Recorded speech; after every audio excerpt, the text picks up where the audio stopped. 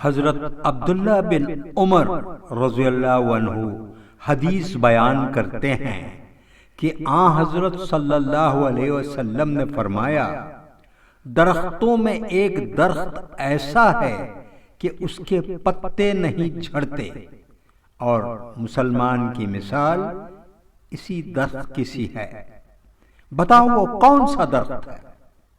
یہ سن کر لوگوں کا خیال جنگل کے درختوں کی طرف دوڑا۔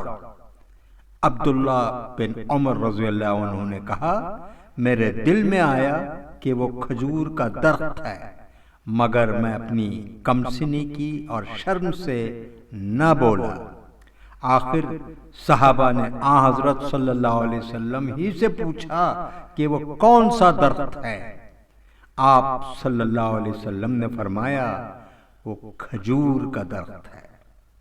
صحیح البخاری کتاب العلم حدیث نمبر 61۔